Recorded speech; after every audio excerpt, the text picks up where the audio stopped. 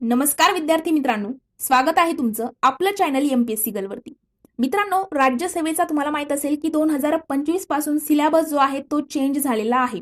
2025 पासून एमपीएससीने म्हणजेच Maharashtra public service कमिशनने या ठिकाणी राज्यसेवेचा सिलेबस जो आहे, जो पॅटर्न आहे परीक्षेचा, तो लेखी स्वरूपाचा 2025 पासून केलेला आहे आणि सिलेबस सुद्धा पूर्णपणे चेंज केलेला आहे.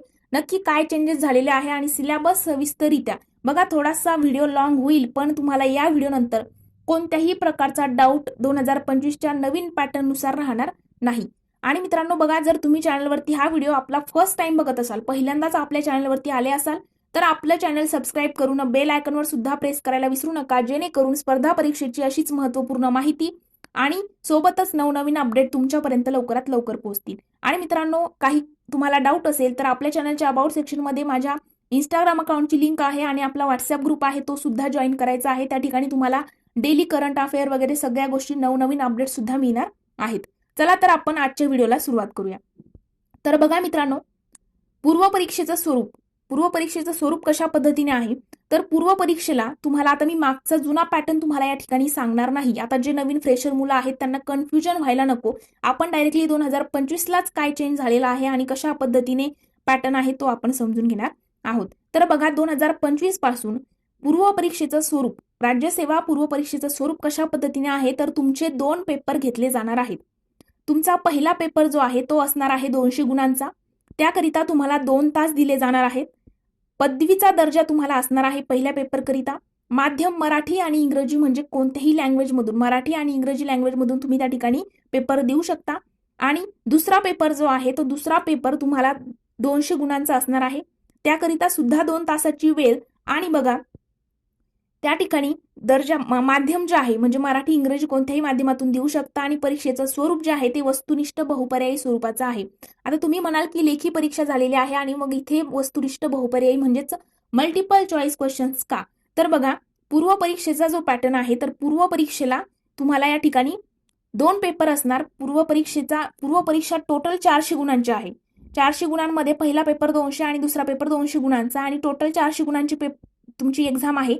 पण मित्रांनो, या ठिकाणी पूर्व परीक्षा ही तुमची मल्टिपल चॉईस क्वेश्चन, म्हणजे काय तर वरती एक प्रश्न खाली 4 पर्याय अशा पद्धतीनेच होणार आहे. आणि मित्रांनो, या ठिकाणी एक गोष्ट लक्षात घ्यायची आहे की सामान्य अध्ययन पेपर 2 हा अहर्ताकारी म्हणजे काय तर क्वालिफाईंग असून अहर्ता प्राप्त करण्यासाठी किमान 33% गुण मिळवणं आवश्यक राहील. म्हणजे हा जो दुसरा पेपर आहे तो क्वालिफाईंग आहे सी सॅटचा. या पेपरमध्ये किमान 33% गुण प्राप्त करणाऱ्या उमेदवाराची पेपर क्रमांक 1 मधील गुणांच्या आधारे राज्यसेवा मुख्य परीक्षेसाठी गुणवत्ता यादी तयार करण्यात येईल. म्हणजे काय तर दुसरा पेपर क्वालिफाईंग आहे सी सॅटचा, त्यामध्ये तुम्हाला फक्त 33% गुण मिळवायचे आहेत. आणि ही गोष्ट लक्षात घ्यायची आहे की पूर्व परीक्षेला नकारात्मक गुण काय म्हणजे निगेटिव्ह मार्किंग सुद्धा लागू आहे. म्हणजे पेपर क्रमांक 1 करिता आणि पेपर क्रमांक 2 मधील डिसिजन मेकिंग अँड प्रॉब्लेम सॉल्व्हिंगचे प्रश्न वगळून उर्वरित प्रश्नांकरिताच नकारात्मक गुणदान लागू राहील. तर अशा पद्धतीने आता ते कशा बघा, निगेटिव्ह मार्किंग कशा पद्धतीने असे हे जर माहित नसेल तर तुम्हाला प्रत्येक चुकीच्या उत्तराकरिता 25% किंवा 1/4 एवढे गुण जे आहेत ते गुणांमधून वजा त्या ठिकाणी कमी करण्यात येईल. अशा पद्धतीचं ते स्वरूप असतं. मग आता तुमची जी राज्यसेवा पूर्व परीक्षा आहे, त्या पूर्व परीक्षेला तुमचा जो पहिला पेपर होतो 200 गुणांचा, त्यामध्ये काय सिलेबस आहे डिटेलमध्ये बघा. तर राज्य, राष्ट्रीय आणि आंतरराष्ट्रीय महत्वाच्या वर्तमान घटना म्हणजे काय तर करंट अफेअर्स आहे पहिल्या पेपरला. त्यानंतर भारताचा इतिहास आणि भारतीय राष्ट्रीय चळवळीचा इतिहास, महाराष्ट्राला काही प्रमाणात महत्त्व दिलेलं आहे. त्यानंतर महाराष्ट्र, भारत आणि जागतिक भूगोल, महाराष्ट्र, भारत आणि जगाचा भौतिक आणि सामाजिक आर्थिक भूगोल तुम्हाला या ठिकाणी करायचा आहे. भारत आणि महाराष्ट्र, राज्यव्यवस्था आणि शासन, राज्यघटना, राजकीय व्यवस्था, पंचायत राज, त्यानंतर नागरी प्रशासन, सार्वजनिक धोरण आणि हक्कांचे मुद्दे. त्यानंतर आहे आर्थिक आणि सामाजिक विकास, त्यामध्ये शाश्वत विकास, गरिबी, समावेशन, लोकसंख्याशास्त्र, सामाजिक क्षेत्रातील उपक्रम, पर्यावरणीय परिस्थितिकी, त्यानंतर जैवविविधता आहे आणि हवामान बदल या विषयावरील सामान्य समस्या, ज्यासाठी विषयाचे विशेषीकरण आवश्यक नाही. आणि नंतरचा विषय आहे सामान्य विज्ञान. आता बघा, राज्यसेवा 2025च्या पॅटर्ननुसार तुमचा पहिला पेपर जो आहे त्यामध्ये तुम्हाला करंट अफेअर्स म्हणजे चालू घडामोडी आहे, इतिहास आहे, भूगोल आहे, सोबत राज्यशास्त्र म्हणजे पॉलिटी सुद्धा आहे, अर्थशास्त्र म्हणजे इकॉनॉमिक्स आहे, पर्यावरण आणि सामान्य विज्ञान विषय ऍड आहेत. आणि मित्रांनो, दुसरा पेपर जो आहे तो सुद्धा 200 गुणांचा आहे. त्यामध्ये बघा तुम्हाला आकलन, त्यानंतर आंतरवैयक्तिक कौशल्यासह संवाद कौशल्य, तार्किक तर्क आणि विश्लेषणात्मक क्षमता, निर्णय घेणे, समस्या सोडवणे, सामान्य मानसिक क्षमता, मूलभूत संख्या, संख्या आणि त्यांचे संबंध, परिणामांचे क्रम वगैरे. त्यानंतर त्याचा दर्जा जो आहे तो 10वी स्तराचा आहे. त्यानंतर आहे डेटा इंटरप्रिटेशन, चार्ट, आलेख वगैरे, तक्ते, डेटा पर्याप्तता, त्याचाही 10वीचा स्तर आहे. त्यानंतर मराठी आणि इंग्रजी भाषा आकलन कौशल्य 10वी-12वीचा स्तर आहे. बघा, पहिला आणि दुसरा पेपरचा आपण पूर्व परीक्षेचा डिटेल सिलेबस या ठिकाणी समजावून घेतलेला आहे. त्याच्या काही या ठिकाणी अटी आहेत त्या बघा.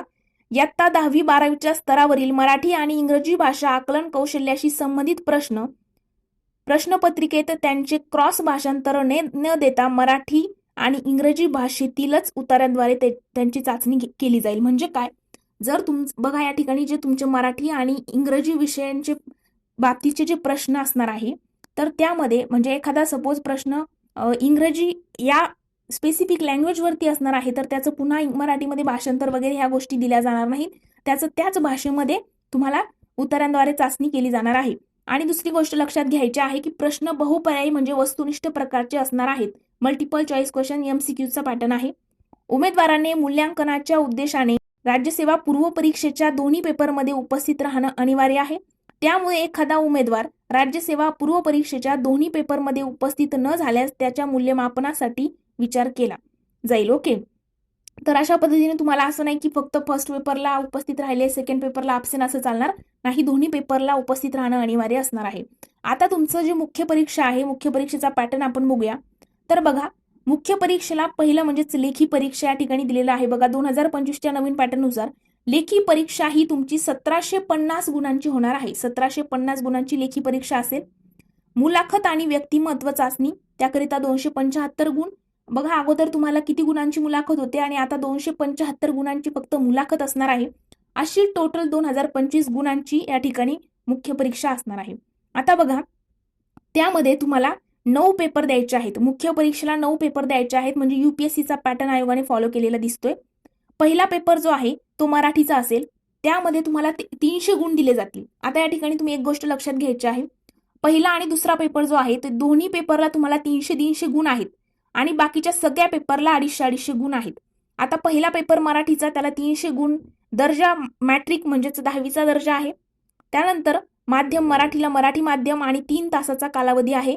आणि इंग्रजी जो आहे, इंग्रजीला पण 300 गुण आहेत आणि मित्रांनो 3 तासाचा कालावधी आहे. पात्रता 25% गुण. म्हणजे काय, तर या ठिकाणी पेपर 1 आणि पेपर 2 मध्ये तुम्हाला 25% जास्त गुण या ठिकाणी घेणं अनिवार्य असेल. गुणवत्तेसाठी मोजले जाणारे पेपर, आता जे पेपर 3, 4, 5, 6, 7 आणि 8 आणि नंतरचा 9 म्हणजे हे नंतरचे 7 पेपर जे आहेत त्या पेपरचे गुण जे आहेत तुमचे फायनल मेरिट लिस्ट करिता या ठिकाणी विचारात घेतले जाणार आहेत. ते पेपर कोणते, तर बघा, पेपर 3 जो आहे तो निबंध, त्याकरिता 250 गुण. मी सांगितलं अगोदरच, आपण हे पुन्हा एक रिपीट वाचत बसणार नाही. लास्टचे जे 7 पेपर आहेत त्यामध्ये पहिला निबंधाचा पेपर असेल आणि नंतरचे तुमचे GSचे बघा, सामान्य अध्ययन 1, सामान्य अध्ययन 2, सामान्य अध्ययन 3 आणि 4 आणि लास्टचे 2 पेपर तुमचे वैकल्पिक विषयावरती, त्यावरती आपण पुढे डिस्कशन करूया. सगळ्या पेपरला तुम्हाला 250 गुण आहेत लास्टच्या आणि 3-3 तासाचा काळ आहे. आणि बघा, पारंपरिक वर्णनात्मक म्हणजे काय, तर लेखी परीक्षा याची होणार आहे. लेखी स्वरूपाचा हे पेपर असणार आहेत. आता बघा, त्याचा आपण डिटेल सिलेबस बघूया. तर राज्यसेवा मुख्य परीक्षेचा जो पेपर पहिला आहे 300 गुणांचा मराठी भाषेचे पात्रता पेपर, त्यामध्ये गद्य वाचनाची आणि समजून घेण्याची उमेदवारांची क्षमता तपासणं आणि मराठी भाषेत स्पष्टपणे आणि अचूकपणे विचार व्यक्त करणे हा पेपरचा उद्देश आहे. प्रश्नांचा नमुना विस्तृतपणे खालीलप्रमाणे असेल. दिलेल्या परिच्छेदाचे आकलन करायचं, सारांश लेखन असेल, वापर आणि शब्दसंग्रह, लघुनिबंध, इंग्रजीतून मराठीत अनुवाद आणि मराठीतून इंग्रजीत अनुवाद. आता बघा, तुम्ही जर 10वीचे पेपर बघितले, आपण मराठीच्या पेपरला आपल्याला वरती पॅसेज असायचा, मग त्या पॅसेजचा खाली सारांश लिहिणं असेल, त्यानंतर काही 1-2 वाक्य असायचे, त्याला आपल्याला म्हणी वगैरे द्यायचे. बघा, लहान 10वीच्या लेव्हलला आपल्याला ओल्ड इज गोल्ड, मग जुने ते सोने, अशा पद्धतीने आपल्याला भाषांतराचा त्या ठिकाणी विषय होता. तशा पद्धतीने या ठिकाणी पेपरचा फक्त एवढ्या सोप्या लेवलचे नसतील क्वेश्चन, पण तशा पद्धतीचा पॅटर्न या ठिकाणी असणार आहे. आणि हा पेपर पात्रता स्वरूपाचा असेल. या पेपरमध्ये मिळालेले गुण रँकिंगसाठी गणले जाणार नाहीत. आणि दुसरा पेपर जो आहे तो तुमचा 300 गुणांचा असेल. इंग्रजी भाषेचे पात्रता पेपर. मग त्यामध्ये गद्य वाचनाची आणि समजून घेण्याची उमेदवाराची क्षमता तपासणे हाच पेपरचा उद्देश आहे.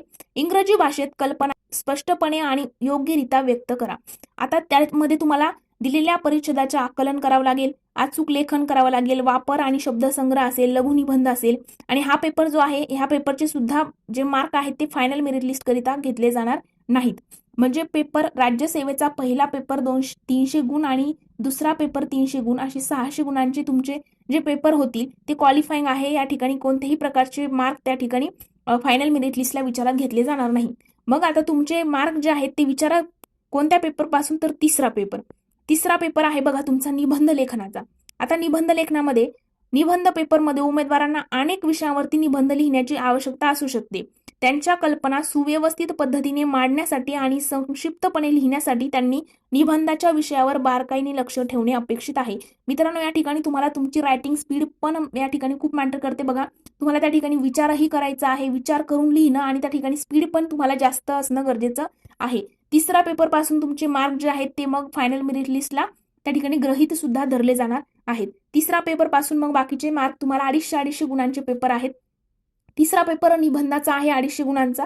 चौथा पेपर जो आहे सामान्य अध्ययन 1, त्यामध्ये भारतीय वारसा आणि संस्कृती, भारताचा आणि जगाचा भूगोल आणि भारतीय समाज.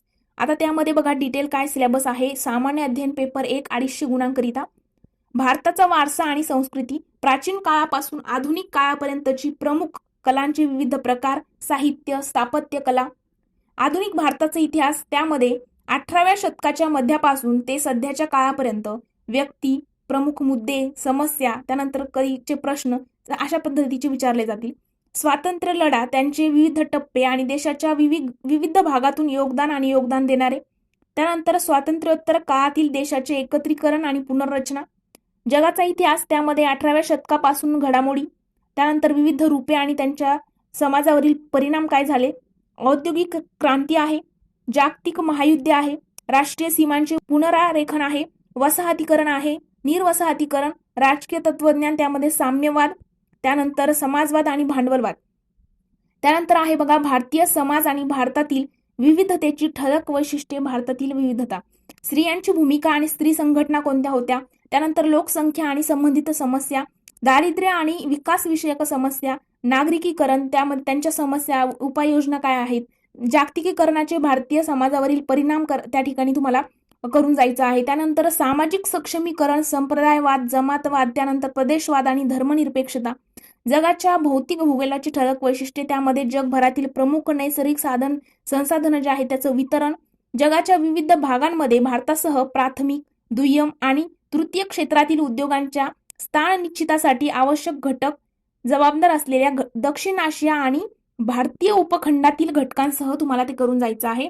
महत्वाच्या भौगोलिक घडामोडी, भूकंप, त्सुनामी असेल, ज्वालामुखीच्या हालचाली, चक्रीवादळे, भौगोलिक वैशिष्ट्ये आणि त्यांचे स्थान, भौगोलिक वैशिष्ट्यांमधील बदल आणि अशा बदलांचे परिणाम, जलसाठे, बर्फाच्छादन, वनस्पती आणि प्राणी. एवढा अभ्यास तुम्हाला पेपर 4 करिता 250 गुणांकरिता करायचा आहे आणि 3 तासाचा कालावधी असणार आहे आणि हे पेपर सगळे लेखी स्वरूपाचे असतील.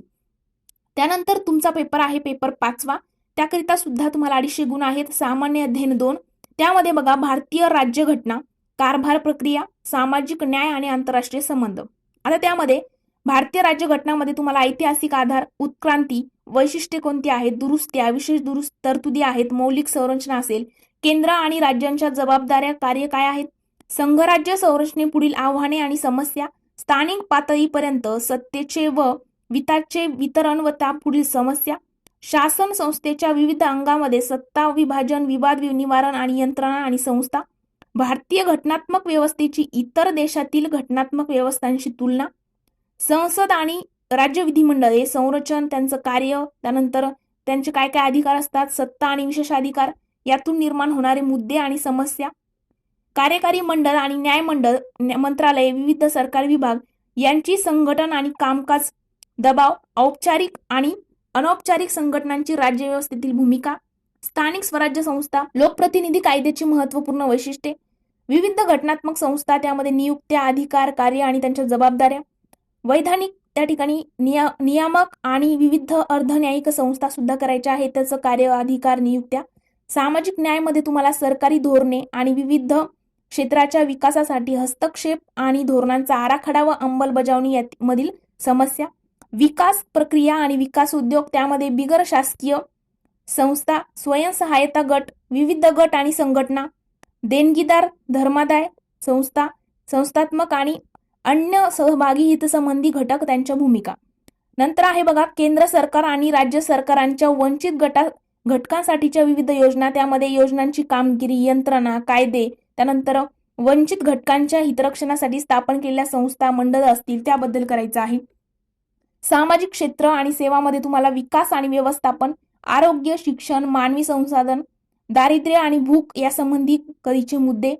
कारभार प्रक्रिया आणि या ठिकाणी आंतरराष्ट्रीय संबंध. आता कारभार प्रक्रिया आणि आंतरराष्ट्रीय संबंधामध्ये पारदर्शकता, उत्तरदायित्व, नागरिकांचे जाहीरनामे, नागरिकांची सनद, ई गव्हर्नन्सचा वापर, उपयोजन, त्यानंतर प्रारूप, यश, मर्यादा, क्षमता, संधी, संस्थात्मक आणि अन्य उपाययोजना काय काय असतील. संधी सेवांची लोकशाहीमधील भूमिका, भारत आणि त्याच्या शेजारील संबंध, द्विपक्षीय संबंध, त्यामध्ये तुम्हाला प्रादेशिक आणि जागतिक पातळीवरील समूह आणि करार ज्यात भारताचा सहभाग आहे अथवा ज्याचा भारतावर परिणाम होतो. विकसित व विकसनशील देशांचे राजकारण व धोरणांचा भारताच्या हितसंबंधावर व परदेशस्थ भारतीयांवर होणारा परिणाम. महत्वाचे आंतरराष्ट्रीय संस्था, संरचना, यंत्रणा, जबाबदाऱ्या, हे सगळं काही तुम्हाला पेपर 5 250 गुणांकरिता करायचं आहे. पेपर 6वा तुमचा आहे तंत्रज्ञान, आर्थिक विकास, जैवविविधता, पर्यावरण, सुरक्षा आणि आपत्ती व्यवस्थापन. आता ह्या सगळ्या मुद्द्यामध्ये काय डिटेलमध्ये करायचं आहे तर बघा, आर्थिक विकास, कृषी, त्यामध्ये भारतीय अर्थव्यवस्था, नियोजन, संसाधनाचे संकलन, वृद्धी, विकास, सर्वसमावेशक वृद्धी आणि त्यातून निर्माण होणारे मुद्दे, शासकीय अर्थसंकल्प, त्यानंतर प्रमुख पिके म्हणजे देशाच्या विविध भागातील पीक पद्धती कशी आहे, विविध प्रकारचे सिंचन आणि सिंचन प्रणाली, साठवणूक, त्यानंतर कृषी उत्पन्नांची वाहतूक आणि विपणन, त्याच्या समस्या काय आहेत, संबंधित अडचणी काय असतात आणि शेतकऱ्यांच्या मदतीसाठीचे तंत्रज्ञान, प्रत्यक्ष आणि अप्रत्यक्ष शेती अनुदान आणि किमान आधारभूत किमतींशी संबंधित समस्या, सार्वजनिक वितरण प्रणाली, उद्दिष्टे, कार्यप्रणाली, मर्यादा काय आहेत, सुधारणा, त्यामध्ये बफर स्टॉक आणि अन्न सुरक्षा समस्या, तंत्रज्ञान मोहिमा असतील किंवा मग पशुपालनाचे अर्थशास्त्र, भारतातील अन्न प्रक्रिया आणि संबंधित उद्योग, व्याप्ती आणि महत्व, स्थान, त्यानंतर अपस्ट्रीम आणि डाऊनस्ट्रीम आवश्यकता, त्यानंतर पुरवठा साखळी व्यवस्थापन, भारतात भूमी सुधारणा, हे सगळं काही तुम्हाला त्या ठिकाणी आर्थिक विकास आणि कृषीमध्ये करायचं आहे. आता उदारीकरण, पायाभूत सुविधामध्ये तुम्हाला अर्थव्यवस्थेवर उदारीकरणाचे परिणाम, औद्योगिक धोरणातील बदल आणि त्यांच्या औद्योगिक वाढीवर होणारे परिणाम, पायाभूत सुविधा, त्यामध्ये ऊर्जा, बंदरे, रस्ते, विमानतळे, रेल्वे, गुंतवणूक मॉडेल, हे सगळं काही तुम्हाला करायचं आहे. नंतर आहे बघा विज्ञान आणि तंत्रज्ञान, त्यामध्ये तुम्हाला दैनंदिन जीवनात घडामोडी आणि त्यांचे अनुप्रयोग आणि प्रभाव, विज्ञान आणि तंत्रज्ञानातील भारतीयांची उपलब्धी, तंत्रज्ञानाचे स्वदेशीकरण, नवीन तंत्रज्ञान विकसित करणे, त्यासोबतच विविध क्षेत्रामधील जागरूकता, त्यामध्ये माहिती व तंत्रज्ञान, त्यानंतर बघा अवकाश, संगणक, रोबोटिक्स, नॅनो टेक्नॉलॉजी, जैव तंत्रज्ञान आणि भौतिक संपदा अधिकारांशी संबंधित समस्यांच्या क्षेत्रात जागरूकता. त्यानंतरचा तुमचा आहे पर्यावरण सुरक्षा आणि आपत्ती व्यवस्थापन.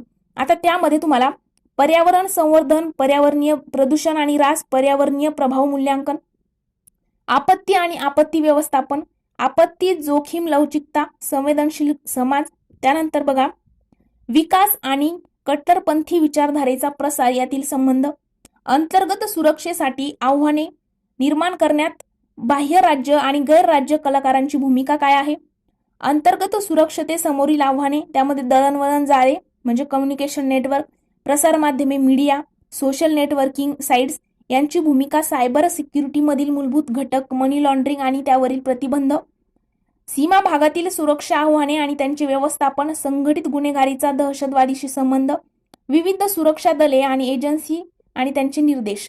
या पद्धतीने तुम्हाला पेपर 6 मध्ये विचारलं जाईल. आणखी आपले पेपर बाकी आहेत 7 आणि 8 दोन पेपर बाकी आहेत बघा. पेपर 7 सामान्य अध्ययन 4.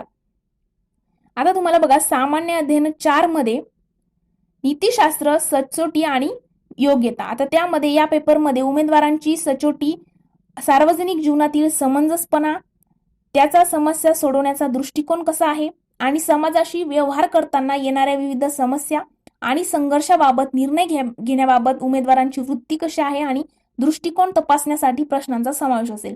प्रश्न हे पैलू निश्चित करण्यासाठी केस स्टडी दृष्टिकोनाचा वापर करू शकतात. खालील विस्तृत क्षेत्रे समाविष्ट असतील. म्हणजे काय तर तुमचा 9वा जो पेपर आहे, 7वा पेपर जो आहे सामान्य अध्ययन 4, त्या सामान्य अध्ययन 4 मध्ये 250 गुणांसाठी फक्त तुम्ही कशा पद्धतीने विचार करता हेच आजमावण्यासाठीचे प्रश्न असतील आणि त्याचे विषय सुद्धा त्यांनी दिलेले आहे. म्हणजे बघा, एखादी तुम्हाला त्या ठिकाणी सिच्युएशन दिली जाईल, मग तुम्ही त्या सिच्युएशन मध्ये कसे विचार करता वगैरे अशा गोष्टी, तुमचा त्या ठिकाणी विचार कसे आहेत ते सुद्धा या ठिकाणी आजमावलं जाणार आहे. मग त्यामध्ये बघा, नैतिकता आणि मानवी संवाद, त्यामध्ये मानवी कृतीमधील नीतिशास्त्राचे सार असेल. निधीरक आणि परिणाम, नैतिकतेचे परिमाण, नैतिकतामध्ये खाजगी आणि सार्वजनिक संबंधामध्ये, मानवी मूल्यामध्ये महान नेते, सुधारक आणि प्रशासक यांच्या जीवनातून आणि शिकवणीतून आलेले धडे, मूल्ये रुजवण्यात कुटुंब, समाज आणि शैक्षणिक संस्थांची भूमिका. त्यानंतर वृत्ती तुमची चेक करताना सामग्री, रचना, कार्य कशा पद्धतीने, त्याचा प्रभाव आणि विचार आणि वर्तनाशी संबंध, नैतिक आणि राजकीय वृत्ती कशा पद्धतीने आहे, सामाजिक प्रभाव आणि मन वळवणं वगैरे, नागरी सेवेसाठी योग्यता आणि मूलभूत मूल्ये, त्यानंतर निपक्षपातीपणा आणि अपक्षपात, वस्तुनिष्ठता, त्यानंतर सार्वजनिक सेवेसाठी समर्पण, सहानुभूती, सहिष्णुता आणि दुर्बल घटकांबद्दल सहानुभूती. त्यानंतर भावनिक बुद्धिमत्तामध्ये संकल्पना आणि त्यांची उपयोगिता आणि शासन व प्रशासनातील उपयोजन, भारत आणि जगातील नैतिक विचारवंत आणि तत्वज्ञानी यांचे योगदान, सार्वजनिक प्रशासनातील सार्वजनिक नागरी सेवा मूल्ये आणि नैतिकता, सद्यस्थिती आणि समस्या, नैतिक चिंता आणि सरकारी आणि खाजगी संस्थांमधील दुविधा, त्यानंतर नैतिक मार्गदर्शनाचे स्रोत म्हणून कायदे, नियम, त्यानंतर नियम आणि विवेक, जबाबदारी आणि नैतिक शासन, शासनामधील नीतिशास्त्र आणि नैतिक मूल्यांचे बळकटीकरण, आंतरराष्ट्रीय संबंध आणि निधीमधील नैतिक समस्या आणि कॉर्पोरेट प्रशासन. त्यानंतर आहे बघा, शासनातील प्रामाणिकपणा, सार्वजनिक सेवेची संकल्पना, शासनाचा तत्वज्ञानावरील आधार आणि प्रामाणिकपणा, शासनातील माहितीची देवाणघेवाण आणि पारदर्शकता, नीतिशास्त्राची संहिता, आचरणाची संहिता आणि कार्यसंस्कृती, सेवा देयातील गुणवत्ता, सार्वजनिक निधीचा वापर आणि भ्रष्टाचाराचे आव्हान. वरील मुद्द्यावर केस स्टडीज. म्हणजे हे सगळ्या मुद्द्यांवरती तुम्हाला कोणत्याही पद्धतीचे प्रश्न विचारले जाऊ शकते. मग तुम्ही त्यावरती कशा पद्धतीने विचार करता, भ्रष्टाचार असेल, तुमचे सामाजिक विचार काय आहेत, सगळ्या गोष्टी तुम्ही समाज सुधारक वगैरे केले असेल तर त्यांच्याकडून तुम्हाला काय शिकायला भेटलं, त्याचे धडे वगैरे अशा पद्धतीचे प्रश्न ते असतात. तुम्हाला तुमचे विचार त्या ठिकाणी मांडायचे असतात. आणि मित्रांनो, तुमचा 8वा आणि 9वा पेपर जो आहे तो वैकल्पिक विषयांवरती आहे. वैकल्पिक म्हणजे काय तर ह्या यादीमध्ये बघा, पर्यायी विषयांची यादी. आता सदर अभ्यासक्रम आयोगाने, आता बघा, हा जो पेपर आहे, पेपर 8वा आणि 9वा, हा पेपर तुम्हाला 250 गुणांचा आहे. त्यामध्ये तुम्हाला विषय तुमच्या आवडीने निवडायचे असतात. म्हणजे तुम्हाला जो विषय वाटेल. आता ह्या यादीमध्ये 26 दिलेले आहेत बघा. शेती, पशुसंवर्धन आणि पशुवैद्यकीय विज्ञान, मानवशास्त्र, वनस्पतीशास्त्र, रसायनशास्त्र, स्थापत्य अभियांत्रिकी, वाणिज्य आणि लेखा, अर्थशास्त्र, इलेक्ट्रिकल अभियांत्रिकी, भूगोल, भूविज्ञान, इतिहास, कायदा, व्यवस्थापन, मराठी साहित्य, गणित, यांत्रिक अभियांत्रिकी, वैद्यकशास्त्र, तत्वज्ञान, भौतिकशास्त्र, राज्यशास्त्र आणि आंतरराष्ट्रीय संबंध, मानसशास्त्र, सार्वजनिक प्रशासन, समाजशास्त्र, आकडेवारी आणि प्राणीशास्त्र. यावरती वैकल्पिक आहे. म्हणजे तुम्ही जे तुम्हाला आवडेल ते तुम्ही निवडू शकता आणि त्यावरती तुम्हाला प्रश्न त्या ठिकाणी असणार आहेत. तर अशा पद्धतीने राज्यसेवा पूर्व आणि मुख्य परीक्षेचा 2025च्या नवीन पॅटर्ननुसार सिलेबस आहे. बघा, पूर्व परीक्षा 400 गुण, मुख्य परीक्षेमध्ये आपण बघितलं की 9 पेपर आहेत. 9 पेपरमध्ये पहिला आणि दुसरा पेपर 300 गुणांचा आहे. तिसरा चौथा पेपर तुमचा 250 गुणांचा आहे. मराठी आणि इंग्रजीचाच असेल आणि बाकी सगळे गुणवत्तेसाठी जे मोजले जाणारे मार्क आहेत ते असणार आहेत. त्यामध्ये तुम्हाला 3-3 तासाचा कालावधी आहे आणि 250 गुण असणार आहेत. बघा, अशा पद्धतीने पूर्व परीक्षेला निगेटिव्ह मार्किंग सुद्धा लागू आहे, या ठिकाणी विसरायचं नाही. तर अशा पद्धतीने हा सिलेबस होता. आय होप की तुम्हाला व्हिडिओ आवडला असेल. मित्रांनो, व्हिडिओ जर आवडला असेल तर व्हिडिओला लाईक, कमेंट आणि तुमच्या मित्रांसोबत देखील शेअर करायला विसरू नका. सोबतच एमपीएससीच्या मार्फत येणाऱ्या कोणत्याही स्पर्धा परीक्षेचा डाऊट असेल तर कमेंट सेक्शनमध्ये विचारू शकता किंवा आपल्या चॅनलच्या अबाउट सेक्शनमध्ये टेलिग्राम इंस्टाग्राम अकाउंटची लिंक आणि व्हॉट्सअप ग्रुपची लिंक सुद्धा दिलेली आहे. त्या ठिकाणी जाऊन व्हॉट्सअप जो आहे तो व्हॉट्सअपचा आपला ग्रुप जॉईन करायचा आहे. त्या ठिकाणी तुम्हाला करंट अफेअरच्या डेली अपडेट वगैरे सगळ्या गोष्टी मिळणार आहेत. सोबतच मित्रांनो, इंस्टाग्राम अकाउंटवरती तुम्हाला कोणत्याही प्रकारचा डाऊट असेल तर तुम्ही मला पर्सनली मेसेज करून तुमचे डाऊट विचारू शकता. तुमच्या प्रत्येकाचे प्रश्न त्या ठिकाणी क्लिअर केले जातील. तर आज आपण इथेच थांबूया. जर तुम्हाला व्हिडिओ आवडला असेल तर लाईक, कमेंट आणि मित्रांसोबत शेअर नक्की करा. Thank you so much.